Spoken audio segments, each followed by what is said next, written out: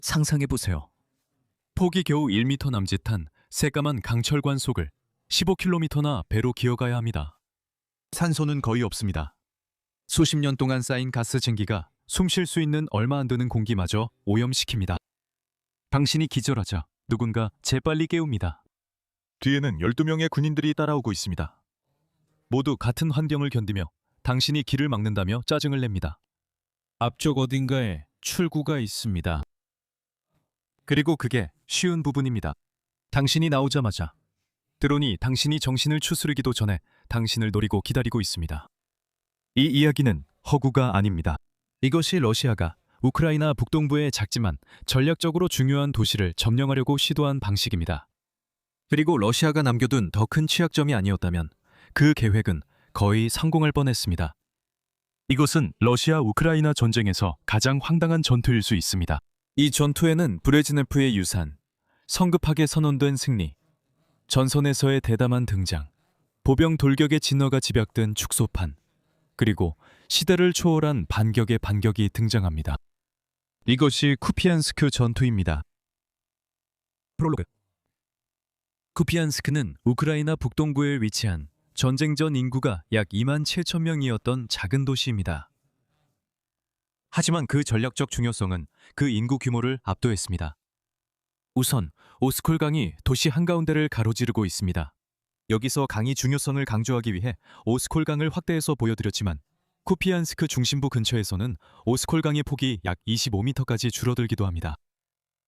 또 다른 이유는 이 강이 두 주요 고속도로 P-P07, P-P79와 교차하기 때문입니다. 서쪽으로 가면 하르키우에 도착합니다. 북쪽이나 남쪽으로 가면 모스크바가 노보로시아라고 부르는 길을 따라가게 됩니다. 이 선은 동쪽의 루안스크주와 서쪽의 하르키우주 사이의 행정 구분선입니다. 그것은 러시아 연방이 국제 국경이라고 부르는 것에 해당합니다. 쿠피안스크는 또한 에너지 중개 지점입니다.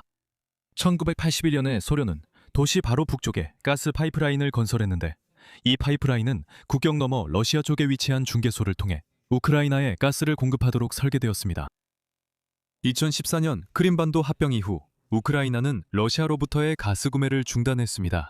그 후 몇 년 동안 가즈프롬은 자국 측 국경에 있는 파이프라인 구간을 해체하는 계획을 추진했습니다. 한편 우크라이나는 파이프라인을 사용하지 않았습니다. 파이프라인 철거에는 많은 비용이 들었고 유럽에서 들여온 가스를 동쪽으로 역류시킬 수도 있었습니다. 현실적으로 지하에는 약 1.2m 너비의 빈 강철관, 이 조용히 놓여 있었습니다. 2022년 2월 24일 아침, 그것을 보수하는 것에 대한 모든 의무는 완전히 사라졌습니다. 블라디미르 푸틴은 특별 군사 작전을 발표했고 러시아 군인들은 북쪽과 동쪽 그리고 크림반도를 통해 국경을 넘기 시작했습니다. 키이우는 버텼지만 쿠피안스크의 저항은 사라졌습니다. 그곳 시장은 3일 후에 항복했고 그 다음 날 반역죄로 기소되었습니다. 러시아가 하르키우 자체를 점령하는 데 실패하면서 그 도시는 6개월 넘게 러시아 점령하에 하르키우주의 임시 수도로 남아 있었습니다. 하지만 2022년 9월 우크라이나의 가을 반격이 시작되었습니다. 우크라이나군은 동쪽으로 진격하기 위해 PP07 고속도로를 길잡이로 삼았습니다. 9일 이 지역에 첫 돌출부가 나타났습니다. 10일까지 우크라이나 군대가 도시에 진입했습니다. 11일 그들은 오스콜강을 따라 퍼지기 시작했습니다. 12일에는 남쪽 지역으로 확대됐습니다. 이 무렵 크렘린은 상황이 군사적으로 더 이상 버틸 수 없다는 것을 인식하고 재앙이 되기 직전의 상황을 해결하기 위해 두 가지 주요 조치를 취했습니다. 첫 번째 조치는 9월 21일에 이루어졌는데 블라디미르 푸틴이 다시 방송에 나와 러시아 예비군 동원을 발표한 것이었습니다. 이 정책은 곧 엄청나게 인기가 없게 되었고 그 결과 블라디미르 푸틴은 다음 몇 달 동안 이를 철회하고 모집 체계를 자원 계약제로 대체하는 데 힘썼습니다. 두 번째 조치는 루한스크, 도네츠크, 자포리자, 헤르손을 공식적으로 러시아 연방에 합병하는 것이었습니다. 이 조치의 목적은 러시아군을 해당 지역의 방어 목적으로 파견할 수 있는 법적 근거를 마련하기 위함이었습니다. 특히 쿠피안스크가 위치한 하르키우주는 이에 포함되지 않았습니다. 이 점은 나중에 다시 주목받게 됩니다. 그래도 우크라이나는 더딘 속도이긴 하지만 추가적인 진전을 이뤄냈습니다. 11월 초가 되자 러시아는 P-79 고속도로의 북쪽 구간을 지키려고 애쓰고 있었습니다. 남쪽에서는 러시아군이 거의 루안스크 주와의 국경까지 후퇴했습니다. 이것은 우크라이나에게 이번 전쟁에서 최고의 성과로 남아 있습니다. 가을이 겨울로 접어들면서 공세는 자연스럽게 끝이 났습니다. 띠와 진창이 흙을 진흙탕으로 만들어 우크라이나의 기동 전투 계획이 실행 불가능해졌습니다. 한편 수십만 명의 신병을 동원한 것은 크렘린궁에 큰 효과를 가져왔습니다. 러시아는 방어선을 구축했고 우크라이나는 2023년 봄에 성공적인 공세를 시작하지 못했습니다. 전쟁의 흐름이 다시 바뀌고 있었습니다. 제일막 정면 공격. 쿠피안스크 근처에서는 약 2년 동안 큰 움직임이 없었습니다. 하지만 2024년 말쯤 러시아는 그 도시를 향한 새로운 공세를 시작했습니다. 처음에는 주요 작전이 강을 따라 쿠피안스크 북쪽과 남쪽을 압박했으며 중앙에는 틈이 있었습니다. 11월 13일 러시아는 동쪽 강둑을 따라 2개 기갑부대를 도시로 직접 투입해 더 강력하게 공격했습니다. 도시에 도착한 후 그들은 시가지 안으로 흩어졌고 러시아의 표준적인 공격작전 방식에 따라 증원군을 요청했습니다. 하지만 이때는 이미 전선 보병 전술이 대부분 FPV 드론으로 전환된 이후였습니다. 전차와 장갑차는 이미 구축된 전선에서 뒷전으로 밀려났습니다. 드론이 수백만 달러짜리 장비를 너무 쉽게 파괴할 수 있었기 때문입니다. 그럼에도 불구하고 러시아는 계속 밀어붙였습니다. 왜 그런 일이 일어났는지는 아직 불분명합니다. 일부 이유는 정치적일 수 있습니다. 우크라이나 지휘관들은 블라디미르 푸틴이 11월 1일까지 쿠피안스크 점령을 지시했다고 믿었습니다. 그 기한은 이미 2주 전에 지났고 이제 현지 지휘관들은 푸틴의 신년 연설 전에 긍정적인 소식을 보고해야 한다는 압박을 느끼고 있었습니다. 다른 이유는 안개 때문일 수도 있습니다. 공격 당일 짙은 안개를 틈타 러시아가 중장비를 몰래 이동하려 했던 것 같습니다. FPV 드론 조종사들은 전투가 바로 코앞에서 벌어질 때는 그렇게 잘하지 못합니다. 어느 쪽이든 통하지 않았습니다. 우크라이나는 침투를 발견하고 장갑차들을 파괴했습니다. 6시간 동안 우크라이나 보병들은 첫 공격에서 살아남은 잔여 병력을 처리했습니다. 2주 후 러시아는 도시 외곽 지역에서 철수했습니다. 이망, 포이망과 측면. 쿠피안스크 전투는 궁극적으로 오스콜강을 둘러싼 것이었고 러시아는 그곳에서 비안을 실행했습니다. 기억하세요. 러시아군은 이미 도시 북쪽과 남쪽 모두에서 강까지 진격했습니다. 이번에는 드론과 하차 보병을 이용해 정면으로 압박을 가하면 강이 마지막 요소로 작용하면서 일종의 포위망이 형성될 수 있었습니다. 강은 여전히 후퇴할 때 건널 수 있었지만 그럼에도 불구하고 우크라이나가 보급을 하는 데에는 물리적인 문제를 야기할 수 있었습니다. 러시아가 선택할 수 있는 또 다른 방법은 쿠피안스크를 측면에서 공격하는 것이었습니다.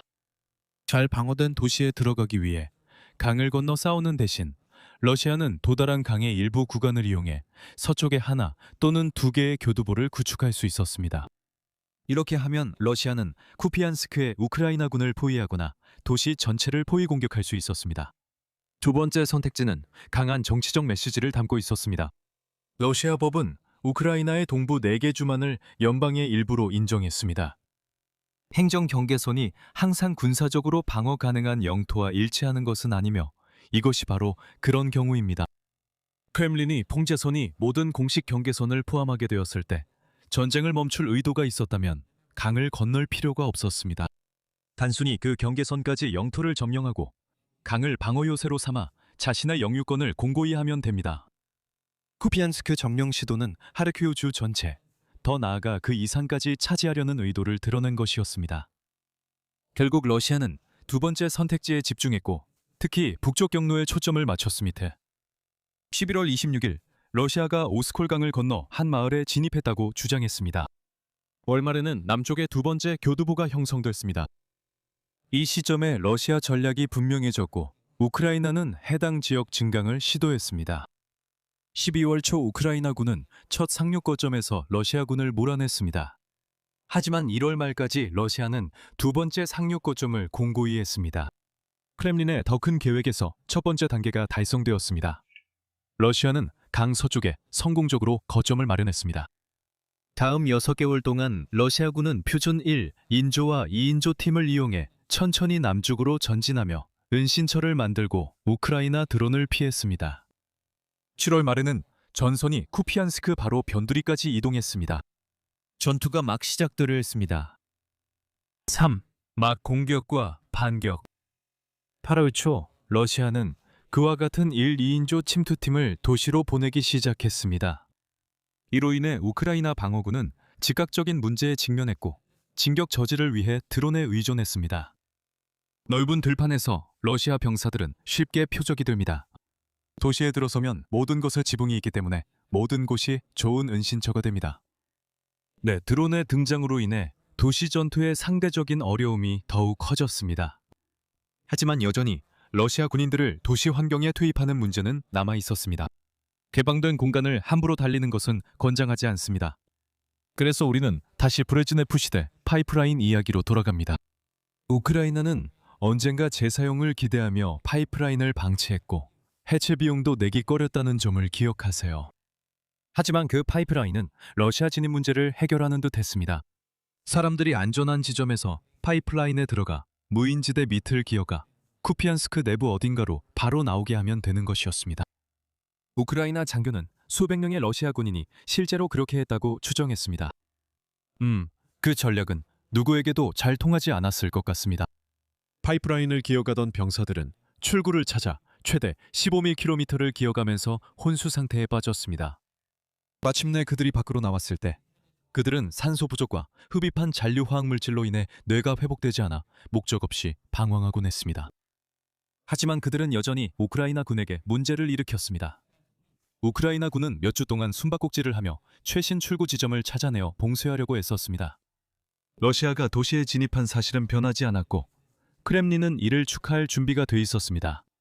11월 20일 블라디미르 푸틴은 서부 집단 사령부를 방문해 참모총장 발레리 게라시모프로부터 보고를 받았습니다. 서부 집단군은 쿠피안스크를 해방시켰으며 현재 오스콜강 동쪽 도기에 포위된 우크라이나군을 소탕하고 있습니다. 하지만 실제로 그런 일은 없었습니다. 게라시모프는 도시가 점령되었고 포위망이 완전히 형성되었다고 주장했습니다. 동시에 지도는 이렇게 보였습니다. 러시아는 실제로 쿠피안스크에 발을 들여놓았지만 도시는 반지 경합 상태였습니다. 오스콜강 동쪽의 우크라이나군은 여전히 후퇴할 수 있었지만 그럴 필요는 없었습니다. 반대로 러시아는 더 구조적인 문제를 안고 있었습니다. 러시아가 강을 따라 남쪽 돌출부를 밀어냈습니다. 돌출부는 괜찮습니다. 사실 전투를 시작할 때 종종 원하는 방식이기도 하죠. 하지만 그렇게 오래 둘 수는 없습니다. 기습의 요소가 돌출부가 무너지지 않게 해주는 것입니다. 그리고 그게 문제였습니다. 한편 러시아는 오스콜강 동쪽의 우크라이나 병사 포위에 거의 진전이 없었습니다. 이로 인해 우크라이나에게 기회가 생겼습니다. 돌출부를 가로지르면 쿠피안스크에 들어간 병사들은 더 이상 보급품을 받을 수 없게 됩니다. 그리고 그게 실제로 일어났습니다. 12월 10일경 우크라이나가 그 돌출부를 무너뜨렸습니다. 12월 12일 젤렌스키는 부시의 주요 입구를 방문했으며 배경에서는 실탄 사격 소리가 들렸습니다. 그는 사실상 푸틴을 조롱하며 그곳이 러시아의 손에 있다는 생각을 단호하게 일축했습니다. 크렘린은 부당하다고 반발하며 그 영상이 AI로 조작된 가짜라고 했습니다.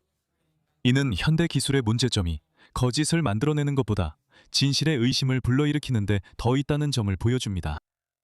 그 후 몇 달간 정리에 집중했고 일부 굶주린 러시아 군인들은 몇 주간 지하실에 숨어 있었습니다.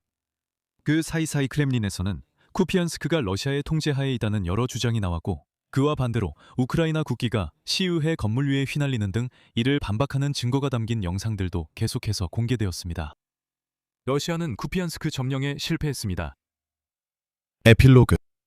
전투가 1년 반 넘게 계속되고 있지만 러시아의 실패에도 불구하고 아직 끝났다고 말하기에는 너무 이릅니다.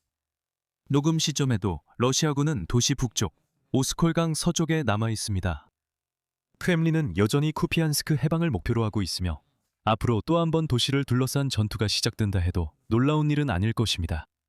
그리고 앞으로 벌어질 전투의 결과에 대해서는 아무런 보장도 없습니다. 2026년 4월 오스콜강 동쪽의 반포위망 안에 있는 우크라이나 군인들이 굶주리고 있다는 언론 보도가 나왔습니다. 강이 표준 보급 임무를 어렵게 만들었기 때문입니다. 하지만 그 전투는 앞으로 벌어질 일에 대한 초기 신호였습니다. 우크라이나가 그 도시를 확보한 지 몇 달 후 전체 영토 교환 수치가 키이우에 유리하게 뒤집혔습니다. 그리고 그곳에서 러시아의 군수 지원을 차단하려는 우크라이나의 새로운 중거리 드론이 주요 요인 중 하나였으며, 이는 러시아의 추가 노력을 더 어렵게 만들 것임을 시사했습니다. 하지만 전쟁은 계속되고 있습니다. 이런 종류의 회고를 즐기신다면 좋은 소식이 있습니다. 전쟁 초기 단계에 주로 집중된 회고 영상들로 구성된 전체 재생 목록이 준비되어 있습니다. 이런 회고 영상은 정말 오랜만에 만들었고 만드는 과정이 즐거웠습니다. 한편 오늘 영상을 재미있게 보셨다면 좋아요와 공유, 구독 부탁드립니다. 그럼 내일 다시 뵙겠습니다. 건강하세요.